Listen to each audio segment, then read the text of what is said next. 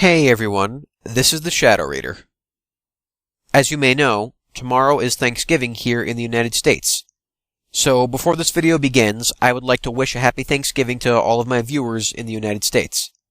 I hope you all have a great holiday with your families tomorrow. For those of you outside the United States, I hope you and your families all have a great day tomorrow as well. So, no matter where you're watching from, thank you for checking out this video today, and I hope you all have a great day tomorrow.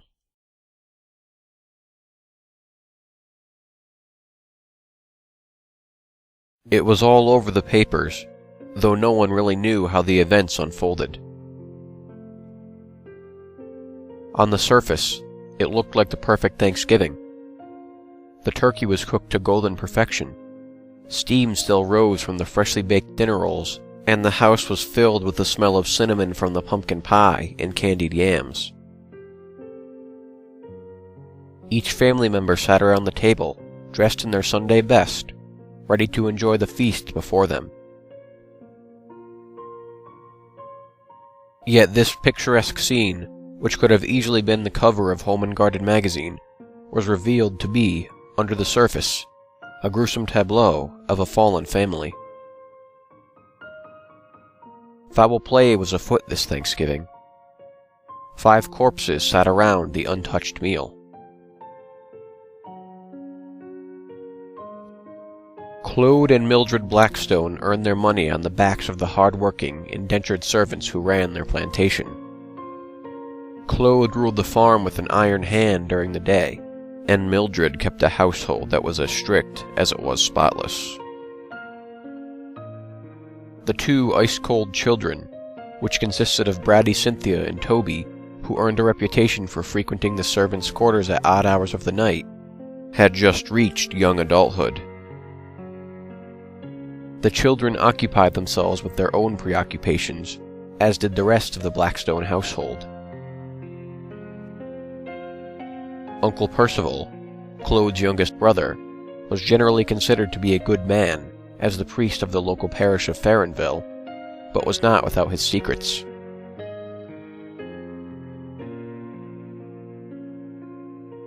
Claude had recently taken ill with tuberculosis, and it was clear he was not long for this world. This had left Toby and Cynthia with a conundrum. They were the next of kin, and the fortune that they would stand to inherit was substantial. By the laws of the township, it was known that the entire fortune would go to Toby, being the firstborn male son. This, of course, did not sit well with Cynthia, and she soon began plotting to remove Toby from the picture.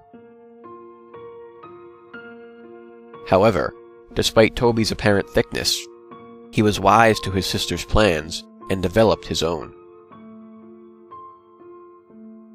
Cynthia's vanity would be her downfall. A single tampering with her cosmetics would be the end for her, but not before Cynthia's knowledge of her brother's sweet tooth would have him find an added ingredient to his beloved saltwater taffy.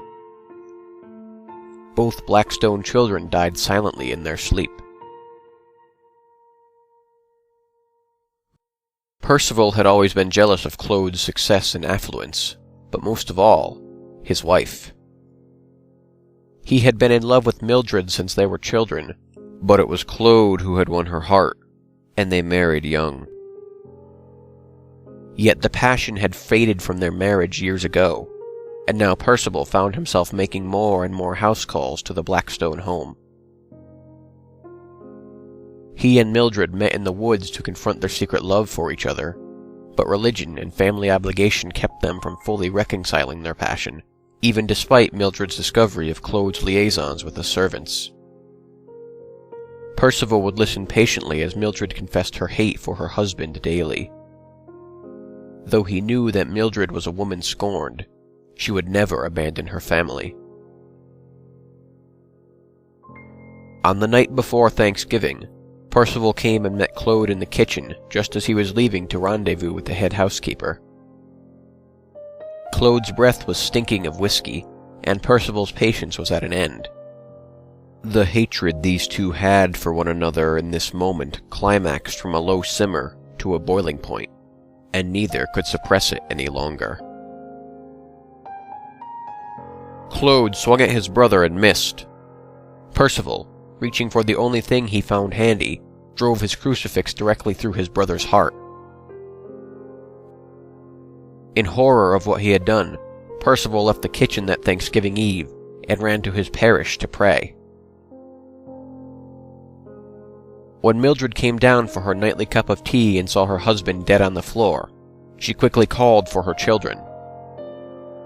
When they didn't answer, she ran up to their room, only to discover each child dead in their beds.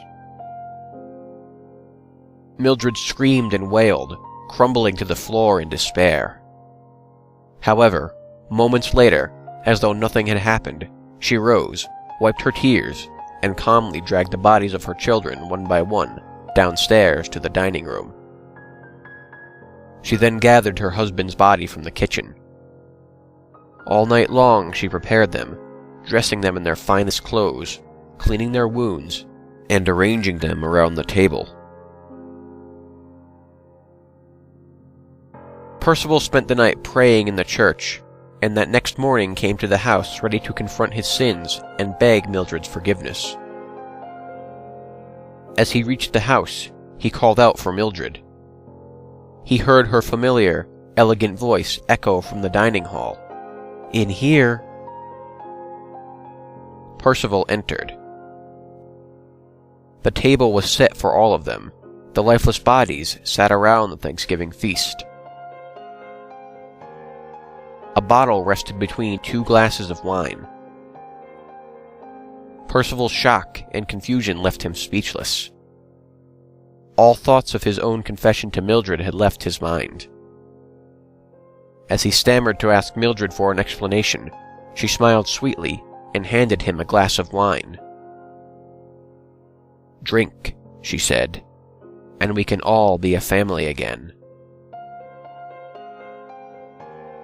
Percival drank the wine as he was told. The poison worked quickly.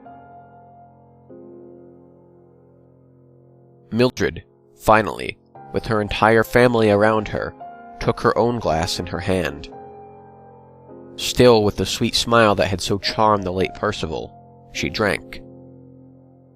She never screamed as the poison ate its way through her intestines.